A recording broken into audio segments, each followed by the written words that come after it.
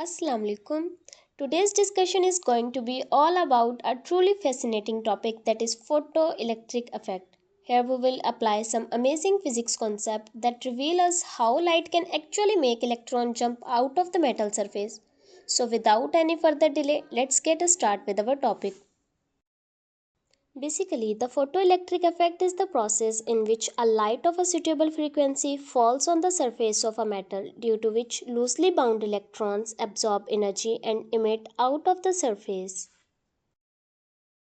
Here, the extra amount of energy is carried out as the kinetic energy by the electrons. And energy of emitted electron totally depends upon the frequency of radiation falls on it. Further, the number of emitted electrons depend upon intensity of light, means number of photons. In this process, every metal requires a specific frequency for the purpose of photoelectric effect. Similarly, the minimum frequency required to start photoelectric effect is called threshold frequency. Now suppose if in case the frequency of radiations is less than the threshold frequency, then the photoelectric effect is unable to proceed. Here, the maximum wavelength of the radiation having threshold frequency is called cutoff wavelength. Basically, the photoelectric effect is the process that defines the particle nature of incident or incoming radiation.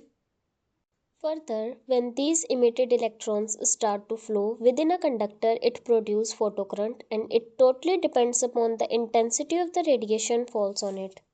Now, as the electrons start to emit from the surface of a metal, we will apply difference of potential for the flow of electrons.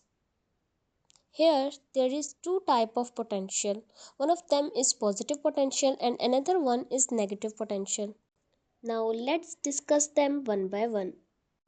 First of all, positive potential. Here, the direction of flow of emitted electron and direction of applied force is in the same direction. Here, the positive potential support the photocurrent. That's why the electrons with less kinetic energy can also move towards the positively charged collectors under the effect of applied electric force. Similarly, negative potential is the potential where the direction of flow of emitted electron and direction of applied force is in the opposite direction, due to which it will oppose the photocurrent. Here, if the maximum kinetic energy of electron and negative work done by the electric field is equal, at that time the photocurrent will stop and the potential is known as stopping potential. Thank you.